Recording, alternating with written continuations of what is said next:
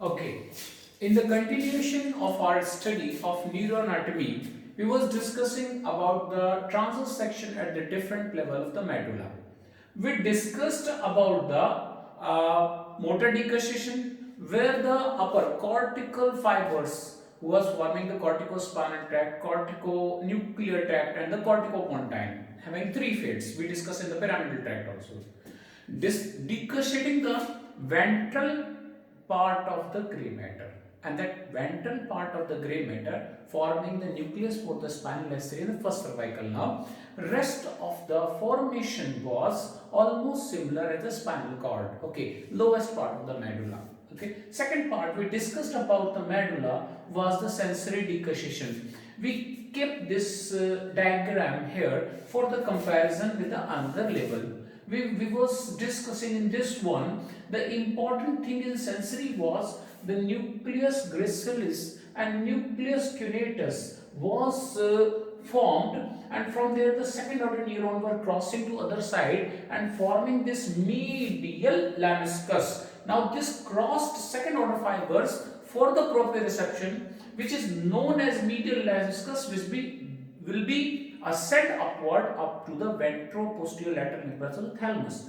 Whether it's the upper part of the medulla or the pons or the midbrain, that medial lemniscus will be found in the midline. Okay. Then we discussed in the floor of this gray matter, or in the ventral aspect of the gray matter, there was the hypoglossal nucleus first time appearing, which is almost having length of 2 centimeter. First midline and medial part is hypoglossal nucleus. That is point to remember, friends, because whenever there will be damage to the mid part, the loss of the hypoglossal nucleus will be there. Very near to this hypoglossal nucleus there was the 10th nerve, dorsal nucleus of vagus nerve, and dorsolateral to this one there is a tractus solitarius nucleus. These three nucleus first time appearing here. Okay, these were few peculiarities. Rest of the tract, if I were to talk about the rubrospinal tract, vestibulospinal tract, that are same as in the spinal cord. So with this knowledge, we are proceeding toward the next level, that is known as mid-olivary level. Okay, why we are saying that this is a mid-olivary or rostral part? Initially, if you are looking toward my finger like this, the dorsal aspect of the medulla is opening. First this was a tube, then it is opening, this part is opening, this roof is slough off, so this part is open now, no gray matter is here. That means if I want to draw this hypoglossal nucleus, this hypoglossal nucleus will be here. This hypoglossal nucleus will be here with a little nucleus that is known as nucleus intercalatus. Okay, there will be the hypoglossal nucleus. This is the nucleus for the 12th nerve, and you better know the nucleus of the 12th nerve. The nucleus of the 12th nerve is purely motor. It is supplying all muscle of the tongue, and right in my box that what nerve, what muscle of the tongue is not supplied by this one. This is the motor supply of the tongue. Sensory supply of the tongue is according to the embryological development, and very near to this is nucleus intercalatus. Why? Because this whole gray matter is off now. This is open, and this open part is forming the floor of the fourth ventricle, the lower part of the floor to the fourth ventricle. And as you can remember, in the midline, this projection comes under the hypoglossal triangle, this hypoglossal projections. So this is the hypoglossal nucleus which is appearing here. Okay, the first and foremost structures to show you that this all gray matter is no more there, and this is opening into the fourth ventricle, no central canal is here. Okay, now for the study purposes at the mid-olivary level, we divide the whole cross section into three parts. The number one part, this part, this part, this part. If I'm putting a line here, this part is known as the medial part. This is the medial part. This is the second one. This is known as, this part is known as intermediate part. And third part is the dorsolateral part. These are three parts, and for the study purposes, we are dividing into this part, middle part, this part, that is intermediate part, and dorsolateral part. Okay, all three having their own appearance. The dorsolateral part having this area, which is known as, this area is known as inferior cerebellar peduncle. I think you know the three cerebral peduncle. Okay, cerebellum will be forming the roof of the smooth ventricle, and so the medulla is connected through this part that is known as inferior cerebellar peduncle, also known as restiform bodies, and this is forming the dorsolateral part. Okay, now before discussing all these things, we are going to discuss first of all the medial part. And to discuss this medial part, we are going to discuss here, number one, look at this zone. In the lower zone, I am darkening this part. I am darkening this part. This is the part. This is the part. Okay, this is the part. The few fibers of the cortex which is coming from above, in this part, working and behaving like the corticopontine nucleus. That means their nerve fiber are dropped here, exactly like nucleus pontis. They are coming to form the corticospinal. Okay, they are tired. They drop the first order neuron here, and they are working as a nucleus pontis. Okay, just above this one, if I'm going to form like this zone,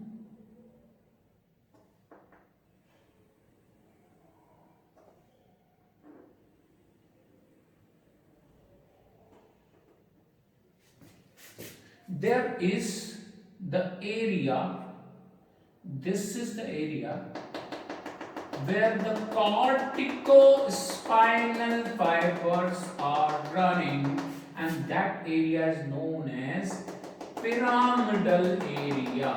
That is known as pyramidal. All these fibers from the cortex passing through the ventral part of the midbrain, passing through the pontine ventral part, best part of the midbrain, passing through this area and crossed in the lowest part of the medulla, forming the corticospinal tract. I think you can remember this one. So this part is known as pyramids. And this zone belongs to those nucleus of the corticospinal tract who are not going below. They are tired, they dropped here, their neuron drops here. So what? If their neurons are dropped here, these neurons are running on an outer aspect of the medulla, and they are going to join the inferior cerebral peduncle to reach where this inferior cerebral peduncle is going. Okay, exactly toward the cerebellum. So these fibers are known as external arcuate fibers. Not only that, very, very important point, not only that, few fibers does not take this route. They passes through out the substance of this part of the medulla and cross on the opposite side, and these are joining the opposite side inferior cerebral peduncle. Okay, if this neuron belongs to this zone, these are running like this, crossed opposite side and joining the inferior cerebral peduncle of opposite side. This means that nucleus pontine type of fibers not only forming the external arcuate fibers, these are running throughout the substance of the medulla and forming a term that is known as medullae stereo. Steria medullaris. Steria medullaris. And have you heard this term, steria medullaris? Yes. This is a demarcation transverse line in the floor of the fourth ventricle, denoted the junction between the pons and the medulla. You heard about the steria medullaris. Now this gross feature can be seen in the floor of the fourth ventricle. These are steria medullaris. Okay. All the fibers from the cortex passing through its internal capsule, passing through the part of the midbrain, the basilar part of the midbrain and motor part of the pons, then reaching to this one. Few are joining and cross the corticospinal tract, few are working as a nucleus pontis, and the fibers from the nucleus pontis may go into this one. Okay, that was the fate of the pyramid. Next to this one, we have seen this is the crossed fibers of the nucleus gracilis, the crossed fibers of the nucleus gracilis and the nucleus cuneatus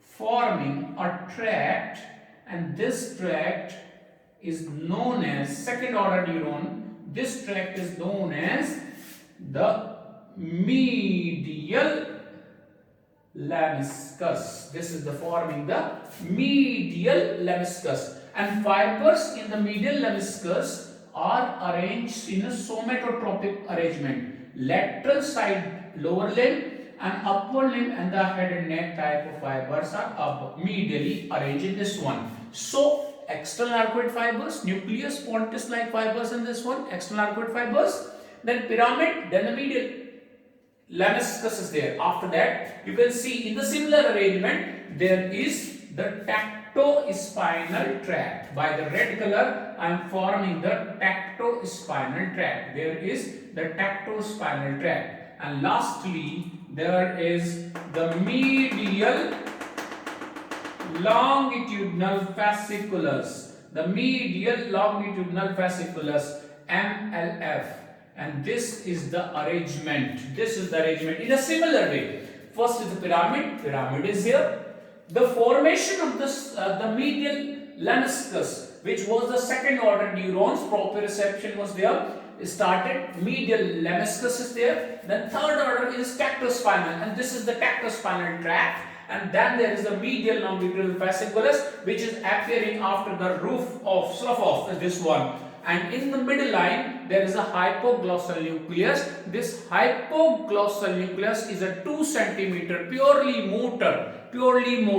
Okay, somatomotor nucleus, which is supplying the muscles of the tongue, except one. You have to write in my box what is the muscle which is not supplied by this hypoglossal nucleus. Very near to this, there is a nucleus intercalatus. Okay. This was about the middle line structures of this mid-olivary level. But a rostral part, an open part and upper part of the medulla having some very unique feature in the intermediate zone. And that is a crumpled bag appearance nucleus.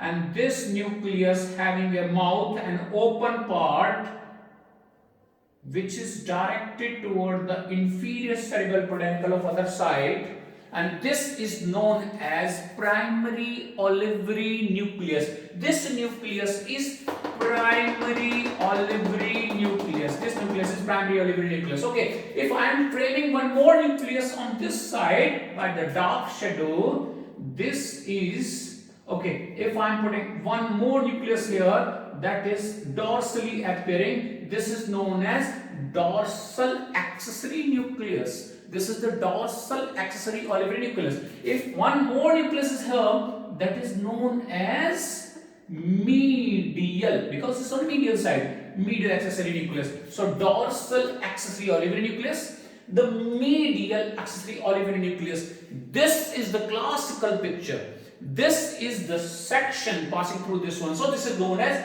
mid-olivary level. In the medial part, we see the pyramid, medial lemniscus, the tactospinal, medial longitudinal fasciculus, hypoglossal nucleus, and intercalatus nucleus. And when we are talking about the intermediate zone, the second part, the olivary nucleus is there.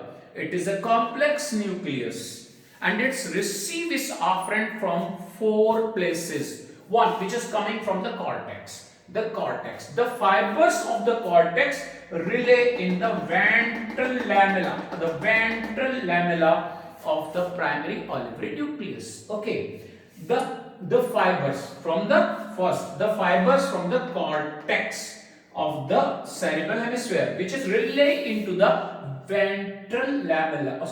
The ventral lamella of the primary olivary nucleus. Then the fibers from the red nucleus, which is relaying here, the dorsal part of this one, and rest periaqueductal gray matter of midbrain in the mid part or central part of the primary olivary nucleus. So 4 type of fibers: cerebral, periaqueductal gray matter of midbrain. Okay, C is the red nucleus, and one more from the spinal cord. So it received from the cortex, cerebral cortex, red nucleus, from the periaqueductal midbrain, from the spinal cord. All 4 type of fibers are relaying here. And where is going? Very, very important. Now look at this one. This is very, very important. The fibers from the primary olivary nucleus running toward the opposite side,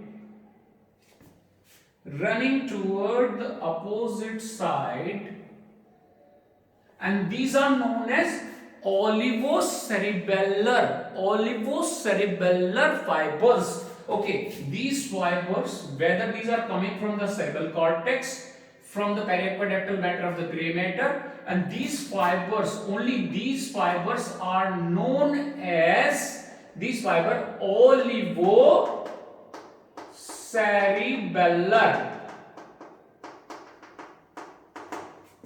Okay, here is a difference. Fibers from these accessory nucleus,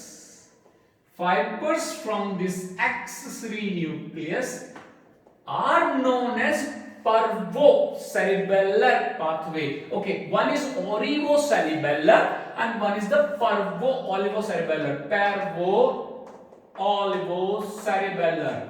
And this parvo-olivocerebellar fibers relay in the vermial part of the cerebellum. Rest of the fibers relay into the cerebral cortex, cerebellar cortex. So, roughly, this primary olivary complex receive the fiber from the cerebral cortex, from the spinal cord, ascending fiber as well as descending fiber from the red nucleus as well as periaqueductal gray matter, and projected into the cerebellar hemisphere, because cerebral hemisphere is communicating through this one, and these in the form of 2 tracts. One is the olivocerebellar from the primary olivary, which is all fibers arising from the primary olivary complex, and associated complex is parvo-olivocerebellar pathway. Okay, both are named differently because both having different source, but they are projecting into the cerebellum. Okay, especially those fibers which are arising from the primary olivary, yellow color fibers, which is arising in the primary olivary cerebellar pathway, is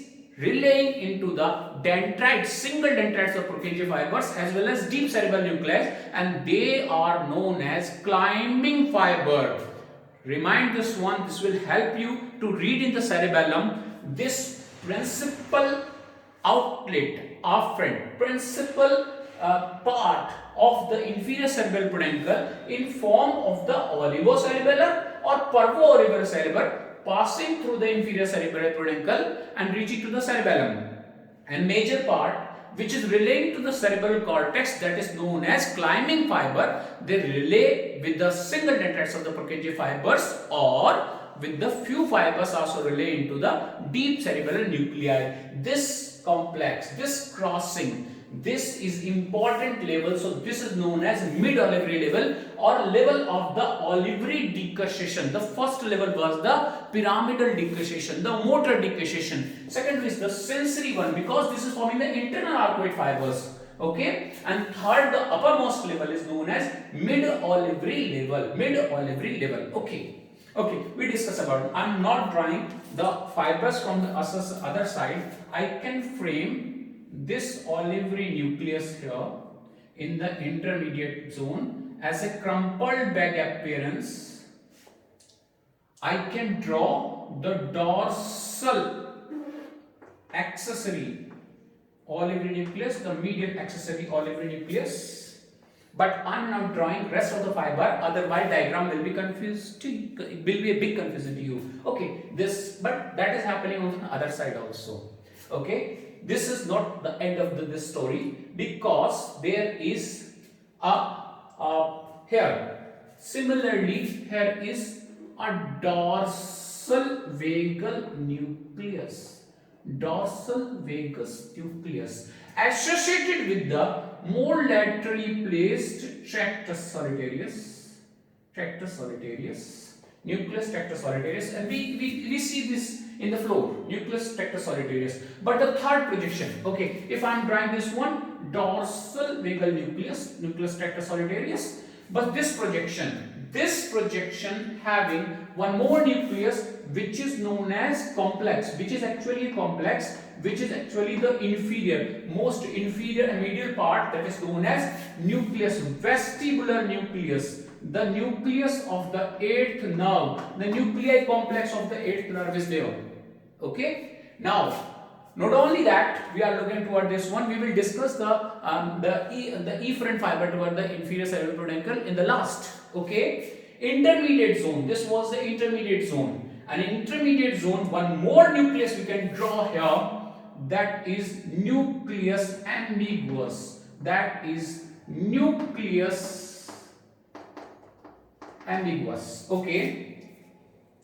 Okay, two more fibers which we see here. These tract was always moving on the side of this, that was the dorso-spinocerebellar and ventro-spinocerebellar. Slowly, this dorso-spinocerebellar tract is lapsing into the inferior cerebral peduncle, and ventral spinocerebellar tract is lying here. Okay, dorsal spinocerebellar tract is already engulfed by the inferior cerebral peduncle, but the fiber are taken. The dorsal spinocerebellar tract have to give their fiber to the cerebellum. So this road is going toward the cerebellum. So dorso-spinocerebellar tract already taken by this inferior cerebral peduncle. Okay, if I am drawing this one here, this is again going to the cerebellum, and the ventral spinocerebellar tract is still outside. Okay, this is the thing. One more tract which was originated in form of a nucleus. Some here, there was a nucleus. This was the tract and the nucleus which was taking the fibers from the face and cervical region, especially which was in alignment of substantia gelatinosa, and this is the spinal nucleus of fifth nerve, and these are the part of the intermediate part of the mid-olivary nucleus. These are the part of the mid-olivary nucleus. Okay, the mid-olivary nucleus having a principal olivary nucleus, dorsal accessory, medial accessory nucleus, giving rise to the olivocerebellar and parvo-olivocerebellar pathway, which is a principal output of the inferior cerebellar peduncle or restiform bodies. Okay, along with this one projection near to the hypoglossal nucleus, forming the dorsal nucleus of vagus nerve, similar to this one, the dorsal nucleus of vagus nerve, near to this tractus solitarius, nucleus, and one more, that is the 12th vestibular nuclei complex is there. Okay, then there is nucleus ambiguous in the middle part.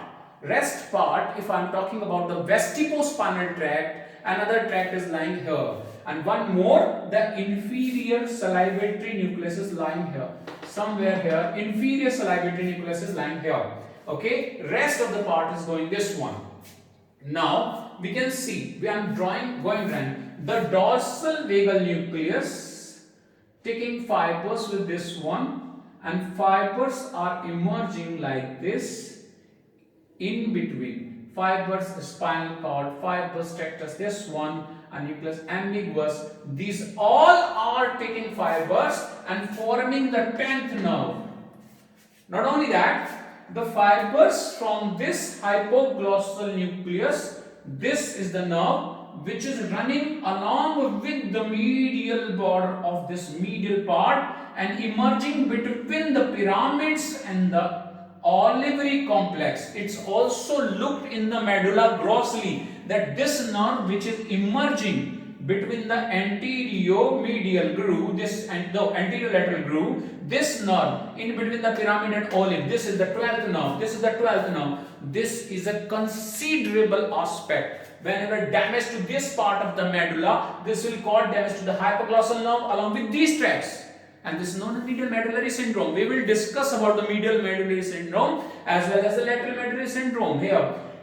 This part in between the intermediate and this inferior cerebellar peduncle having the rootlet of not only the 10th nerve, it's also having rootlet of the 11th nerve as well as the glossopharyngeal 9th nerve. Rootlets are emerging. 9th and 11th nerve rootlets are emerging from here. 12th nerve more immediately emerging between the olive and the pyramid, and you can see these rootlets in the gross specimen of the medulla also. Even the medulla stellaris, the hysteria medullaris can be seen at the junction of the medulla and the pons in the floor of the fourth ventricle.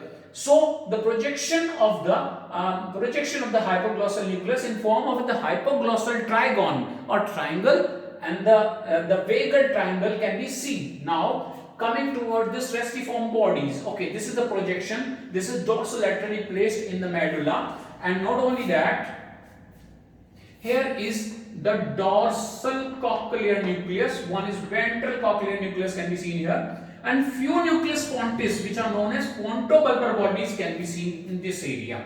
This is the restiform body, or this is known as inferior cerebellar peduncle. And you know, inferior cerebellar peduncle connects the lower part of the cerebellum with the medulla. The middle cerebellar peduncle connects the pons with the medulla, and the superior peduncle descends downward and connects the cerebellum with the midbrain. Brainstem is connected to the cerebellum, which is behind, with help of this three peduncle. Because medulla is the lower part, the inferior peduncle connects the medulla with the cerebellum. The intermediate peduncle or the middle peduncle connect the pons with the cerebellum, and the superior peduncle connected to the midbrain. And in this aspect, these peduncle also transfers the important fibers. Now you can see in this peduncle, if I want to count these fibers here, okay, let's see these fibers. First of foremost, I want to frame this spinal nucleus here, and here is the spinal nucleus. Look at this, how many fibers are passing through the inferior cerebellar peduncle. By the dark yellow color, the contralateral side of fibers of the primary nucleus in form of the olivocerebellar pathway is going through the inferior cerebellar peduncle to the cerebral hemisphere. Basically climbing fibers. Parvo-olivocerebellar pathway through these accessory dark green color is projecting through the inferior cerebellar peduncle and reaching to the cerebellum. Not only that, the external arcuate fibers on the surface of the upper part of medulla going on the same side, inferior cerebral peduncle, medulla stellaris, the pontis fibers is crossed to the side and reaching to this one. Not only that, the dorsospinocerebellar pathway is lapsing and sending its fiber to the cerebral sensory positional pathway fibers through this inferior cerebral peduncle. Not only that, the spinal fibers also send in form of the spinocerebellar pathway through this trigeminal nerve, trigeminal nucleus. Okay, these are the fibers. This is not enough, because one more nucleus, vestibular nucleus, is also sending its fibers through the vestibulocerebellar pathway into this inferior cerebellar peduncle. Okay, these all pathway are going through this inferior cerebellar peduncle or restiform bodies into the cerebellum. Cerebellum basically doing a fine motor functions, balancing and etc. These kind of functions cerebellum is performing, and this inferior cerebellar peduncle is connecting the cerebellum to the medulla. So this is very important pathway. This is the major highway which is connecting the medulla with the cerebellum. So this was in a gist about the TS, transverse section of the medulla at the mid olivary level. And if you want to remind this one, we have to remind that this gray matter is open now.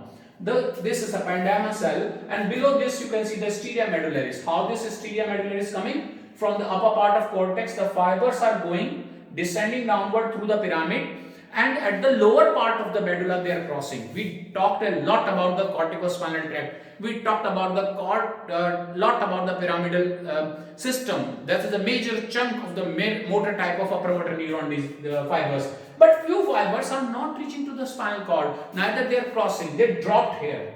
Whether they dropped in the pons, they tied in the pons, but few reaches to the medulla and then they've tied again. They are not crossing the medulla. So these are part of the nucleus pontis. These fibers give second order neuron, whether they are crossing the substance and reaching to the opposite side, then these are forming the styria medullaris, or they are coming through the outer surface of the medulla and again joining the inferior cerebral peduncle, then these are known as external arcuate fibers. Okay, don't get confused, external arcuate fibers and the internal arcuate fibers. Internal arcuate fibers are the sensory fiber, and external arcuate fibers are remnant fiber of this one, which is joining this one. Okay, the middle part again, pyramid, medial lemniscus, then tectospinal tract and medial longitudinal fasciculus in the sequence: pyramid, medial lemniscus, tectospinal tract and medial longitudinal fasciculus. Then hypoglossal nucleus and very near laterally, dorsolaterally to this one, intercalatus is there. Then second projection is forming the dorsal varus nucleus with the tetra solitarius, and there is the vestibular nucleus in third projection. Then the intermediate zone have primary olivary complex, which is having primary olivary nucleus with the medial accessory and dorsal accessory nucleus, which is projecting all its output through the inferior cerebral peduncle, and very near to this one, ventral spinocerebellar tract, which is still outside, but dorsal spinocerebellar tract, which having the proprioception that has to be sent to the cerebellum, is engulfed by this restiform body, because this was the major part. That was the function of this one. This is engulfed by this one. Very near, the spinal nucleus of the trigeminal nerve is there, and the inferior salivary nucleus, vestibulospinal tract, etc. is also lying here. One more important thing, reticular fiber cannot be neglected here. Reticular fiber, and these fibers are also going to the cerebellum, and this is forming also the reticulospinal fibers. Reticulocerebellar pathway is also going to the cerebellar hemisphere. So major chunk of this part is going toward the cerebellum by the inferior cerebellar peduncle. Three USPs of this part is olivary complex, how this is getting efferent and afferent, and how it is converted into the efferent is the major part. Arrangement of the medial part of this medullary system and the dorsolateral part or inferior cerebellar peduncle. This is the diagram of section at the mid-olivary level. I want to tell you, students, okay, all three levels of the medulla is very, very important, but prime importance thing is that you have to remember that this part having hypoglossal nerve, nucleus of hypoglossal nerve, the medial longitudinal fasciculus, the pyramidal system and medial lemniscus. If this is damaged, what will happen? This is the lateral part. If that get damaged, what will happen? Okay, both you have to remember. Both you have to remember. Conclude, think yourself, and in next session we will discuss what will happen if this medial part is going. We will intact this diagram here as it is, and in next session we will discuss if this part is gone, we will shade this part. Due to what artery we will discuss this part gone, and what will happen this one, that is known as medial medullary syndrome. And if this part is going, that is named as lateral medullary syndrome, Wallenberg syndrome, Pica syndrome. All three name belongs to one syndrome, and that is a very, very important question. But remember all these nucleuses, what is going through this part, that is also important. This level is known as mid-olivary level. The first level was, okay, that level was of, okay, kindly if you like this one, kindly like and subscribe my channel. Thank you.